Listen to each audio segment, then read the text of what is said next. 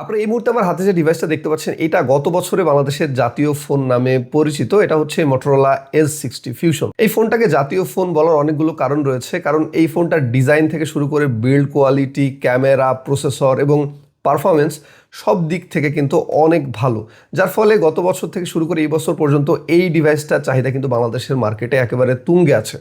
তবে দুঃখজনক হচ্ছে এটার প্রাইস বাড়তে বাড়তে 27 থেকে 28 হাজার টাকা থেকে শুরু করে এই মুহূর্তে 35-36 হাজার টাকার আশেপাশে কিন্তু চলে আসছে এবং অনেক শপে এই ফোনটা আসলে পাওয়াই যাচ্ছে না, মানে স্টকেরও কিন্তু সংকট রয়েছে। এখন কথা হলো, এই মুহূর্তে যে ফোনটা 35 হাজার টাকার আশেপাশে পাওয়া যাচ্ছে এটা কি এই বাজেটের মধ্যে সেরা ডিল হতে পারে কিনা? আমার মতে এই ফোনটা এখনও যে সুন্দর একটা স্পেসিফিকেশন অফার করতেছে, ক্যামেরা থেকে শুরু করে প্রসেসর এবং ডিজাইন ও বিল্ড কোয়ালিটি, সেই দিক থেকে বিবেচনা করলে এটি অবশ্যই এখন আপনাদের জন্য একটা বেটার ডিল হতে পারে। আজকের এই ভিডিওটাতে আমি আপনাদের সাথে Motorola S60 Fusionকে সম্পূর্ণ রিভিউ করবো এবং ভিডিও শেষে আপনি নিজেই বুঝতে পারবেন কেন এই ফোনটা আপনার জন্য এখনও চয়েস লিস্টে রাখা উচিত। তাহলে চলুন দেরি না করে ভিডিওটা শুরু করা যায়। সো প্রথমে যদি এই ফোনটার ডিজাইন এবং বিল্ড কোয়ালিটি নিয়ে কথা বলি, তাহলে ডিজাইন অন্যান্য Motorola ডিভাইসগুলোর মতোই Motorola কিন্তু একটা ডিজাইন ল্যাঙ্গুয়েজ ফলো করে থাকে। সো এটার ডিজাইনও কিন্তু ওই রকমই। তবে এই ফোনটার মূল যে ব্যাপারটা আমার কাছে ভালো লাগে সেটা হচ্ছে এটা খুবই স্লিম একটা ডিভাইস, মাত্র 8 মিলিমিটার থিন। হাতে নিলে মনে হবে আপনি একটা পাতলা কোনো ব্লেড বা ছুরি ধরে আছেন, এতটাই স্লিম আপনার কাছে মনে হবে। সেই সাথে এটা খুবই পাতলা একটা ডিভাইস, মাত্র 177 থেকে 180 গ্রাম মতো ওজন। হাতে নিলে মনে হবে আপনি একটা খেলনা মোবাইল বা একটা ডেমো ফোন ধরে আছেন, কিন্তু আসলে এটার মধ্যে কিন্তু মাল মশলা অনেক ভালো দেওয়া আছে। সেই সাথে এটাই কিন্তু একটা দারুণ ডিসপ্লে ইউজ করা হয়েছে। আপনারা যারা কার্ভ ডিসপ্লে পছন্দ করেন তারা কিন্তু এই ফোনটাতে একটা কার্ভ ডিসপ্লে পেয়ে যাবেন। সো ডিজাইনের দিক থেকে কিন্তু এই ফোনটা সবার পছন্দ হবে। এবং পেছনের দিকে এখানে কিন্তু একটা ইকো লেদার ফিনিশ দেওয়া হয়েছে, যার ফলে এটা হাতে ধরে কিন্তু খুব গ্রিপ পাওয়া যায়। অনেকে গ্লোসি ব্যাক বা গ্লোসি ফিনিশ পছন্দ করেন না, ম্যাট ব্যাক মানে ব্যাক সাইড পছন্দ করেন না, তাদের জন্য কিন্তু ওই ইকো লেদার অপশনটা অনেক বেটার হবে। সেই সাথে এই ফোনটাতে কিন্তু প্রোটেকশনের দিক থেকে কমতি রাখা হয়নি। IP68, IP69 এর tight water and dust protection পাচ্ছেন।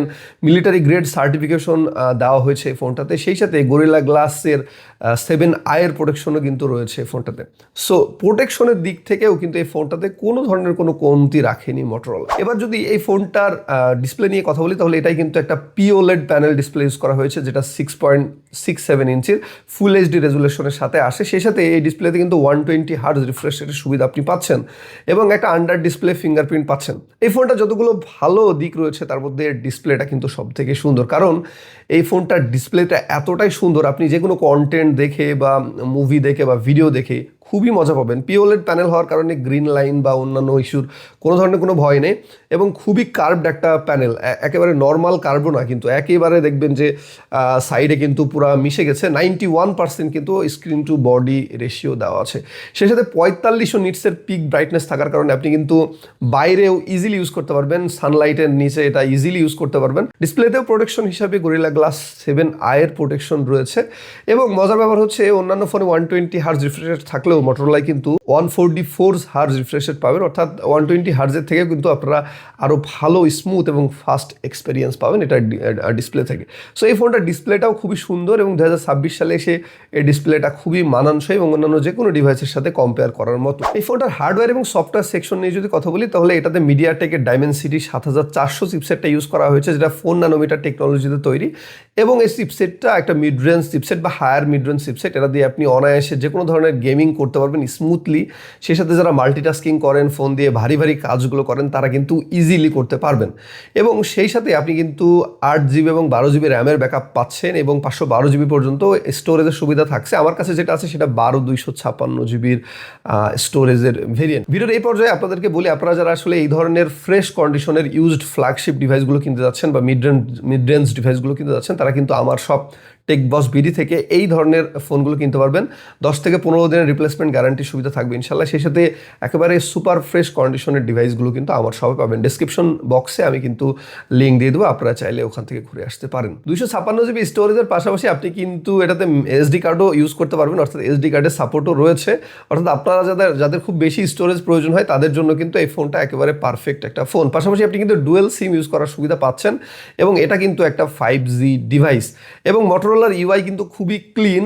যারা আসলে Motorola ফোন ইউজ করেছেন তারা বুঝতে পারবেন কোনো ধরনের আজে বাজে ব্লু টয়ার নাই। এই জন্য আপনি Motorola ফোনে কিন্তু অনেক ভালো এক্সপিরিয়েন্স পাবেন, অনেক ফাস্ট একটা এক্সপিরিয়েন্স পাবেন। সে সাথে মোটরোলার অনেকগুলো জেস্চার আছে যেগুলো আসলে খুবই ভালো লাগে অন্যান্য ফোনের তুলনায়। মোটরোলাকে এই জেস্চারগুলো কিন্তু অনেকটা আসলে আনকমন করে তুলেছে। পাশাপাশি এটাই কিন্তু এই মুহূর্তে অ্যান্ড্রয়েড 16 রান করতেছে এবং আরও 2-3টা মেজর আপগ্রেড কিন্তু আপনারা অবশ্যই পাবেন, এবং মোটরোলা চেষ্টা করে বেশ ভালোই ফাস্ট তাদের ফোনের সিকিউরিটি এবং সফটওয়্যার আপডেটগুলো দেওয়ার। এবার যদি এই ফোনটার মেন সেকশন নিয়ে কথা বলি, অর্থাৎ ক্যামেরা, এই ফোনটাই কিন্তু দুর্দান্ত একটা ক্যামেরা সেট আপ দেওয়া হয়েছে। পেছনের দিকে 50 মেগাপিক্সেল প্লাস 30 মেগাপিক্সেলের একটা সেন্সর ইউজ করা হয়েছে। 50 মেগাপিক্সেল মেন সেন্সর পাচ্ছেন এবং 13 মেগাপিক্সেলের একটা আলট্রা ওয়াইড সেন্সর আপনারা পেয়ে যাচ্ছেন। পেছনের ক্যামেরা দিয়ে কিন্তু খুবই ভালো ফটোগ্রাফি হয়, ডে লাইট, লো লাইট এবং নাইট মুড সব জায়গায় কিন্তু আপনারা বেশ ভালো ছবি পাবেন, এবং পোর্ট্রেটেও কিন্তু এই ফোনটার ছবি অনেক সুন্দর আসে। এক কথায় একেবারে ফ্ল্যাগশিপ লেভেলের কিন্তু আপনারা ছবি পাবেন এই ফোনটাতে এখন পর্যন্ত। এবং মোটরোলার ক্যামেরা সেন্সরগুলো কিন্তু অনেক ভালো হয়, সনির ক্যামেরা সেন্সর ইউজ করার কারণে অনেকটা অপটিমাইজড এবং একটু স্যাচুরেটেড ফটো হয়, একটু কালারফুল ফটো হয়, যে কারণে আসলে ছবিগুলো তোলার পরে ছবিগুলো দেখতে খুবই ভালো লাগে। সেই সাথে এই ফোনের ক্যামেরা থেকে কিন্তু আপনি যথেষ্ট ভালো শার্প ছবি পাবেন, ডাইনামিক রেঞ্জ অনেক ভালো পাবেন। এক কথায় যে কারো পছন্দ হবে এই ফোনটার ক্যামেরা। সেই সাথে সামনের দিকে 32 মেগাপিক্সেলের একটা সেলফি ক্যামেরা ইউজ করা হয়েছে। এর সেলফি ক্যামেরা দিয়েও কিন্তু আপনি খুবই ভালো ছবি তুলতে পারবেন। দুইটা ক্যামেরা দিয়ে কিন্তু 4K 60 fps এ ভিডিও করার সুবিধা আছে। অবশ্য সামনের ক্যামেরা দিয়ে 4K 30 fps এ ভিডিও করতে পারবেন, পেছনের ক্যামেরা দিয়ে 4K 60 fps এ ভিডিও করা যায়, এবং এটাতে ইলেকট্রনিক ইমেজ স্টেবিলাইজেশন আছে, অর্থাৎ EIS এর সুবিধা থাকায় আপনি বেশ স্টেবল ভিডিও করতে পারবেন।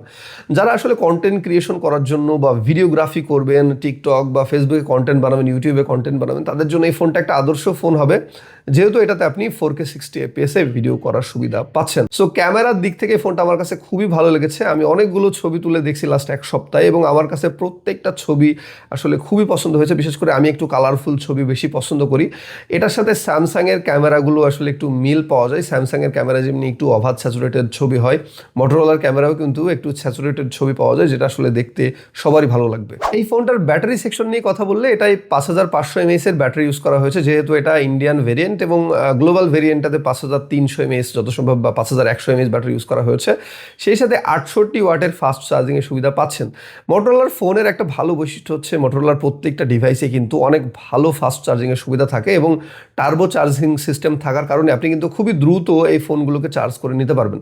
এই ফোনটাও কিন্তু 30 থেকে 45 মিনিটের আশেপাশে আপনি ফুল চার্জ করে নিতে পারবেন এই টার্বো চার্জিং সুবিধা থাকার কারণে। ব্যাটারি ব্যাকআপের কথা বললে আপনারা সারাদিন ইজিলি আসলে ব্যাটারি ব্যাকআপ পেয়ে যাবেন, এবং যারা আসলে খুবই হেভি ইউজার তাদের ক্ষেত্রে কিন্তু আপনারা সারাদিন যদি ব্যাকআপ নাও পান, ফোনটা জাস্ট একবার চার্জে দিয়ে আপনি যদি বাথরুম থেকে ঘুরে আসেন, তাহলে দেখবেন এটাতে 50% চার্জ হয়ে যাচ্ছে খুবই দ্রুত। সো ব্যাটারি ব্যাকআপের দিক থেকেও আপনারা খুবই ভালো পারফরমেন্স পাবেন এই সময়ে এসেও। সেই সাথে এই ফোনটায় ডলবি অ্যাটমসের সাপোর্ট আছে। মোটরোলার ম্যাক্সিমাম ফোনেই ডলবির সাথে কোলাবোরেশন থাকে, যে কারণে আপনি কিন্তু খুবই ক্রিস্টাল ক্লিয়ার সাউন্ড পাবেন, অর্থাৎ এর স্পিকার থেকেও কিন্তু আপনি খুবই ভালো সাউন্ড উপভোগ করতে পারবেন। সো এই দিক থেকেও কিন্তু কোনো কমতি রাখেনি মোটরোলা। সো আপনারা যারা আসলে এই মুহূর্তে এসে 35,000 টাকার আশেপাশে বাজেট নিয়ে ঘুরতেছেন একটা ভালো ডিভাইস কেনার জন্য, একটা লং টার্ম ইউজ করবেন এরকম ডিভাইস কেনার জন্য, তারা আশেপাশে কারো কথায় নজর না দিয়ে মোটরোলা S60 ফিউশন ফোনটা কিন্তু কিনে ফেলতে পারেন যদি কোনো শপে পান। তাহলে এটা কিন্তু আপনাদের জন্য খুবই ভালো একটা ডিল হবে 35,000 টাকার আশেপাশে, এবং ইউজড মার্কেটে এই ফোনটা কিন্তু 26, 27 বা 28,000 টাকার আশেপাশে আপনারা পেয়ে যাবেন। এটাও কিন্তু একটা গুড ডিল হবে। এই মুহূর্তে এই ফোনটা আমাদের টেকবক্স বেরি শপেও পাওয়া যাচ্ছে, আপনারা চাইলে এই ফোনটাও কিন্তু আমাদের থেকে নিয়ে নিতে পারেন। ডিসক্রিপশন বক্সে লিঙ্ক দেওয়া থাকবে। সো এই ছিল আজকের মতো। আশা করি ভিডিওটি আপনাদের অনেক ভালো লেগেছে। ভালো লাগলে অবশ্যই একটা লাইক দিয়ে যাবেন, কমেন্ট করবেন, এবং অবশ্যই আমার চ্যানেলটি সাবস্ক্রাইব করতে ভুলবেন না। ধন্যবাদ সবাইকে, ভালো থাকবেন।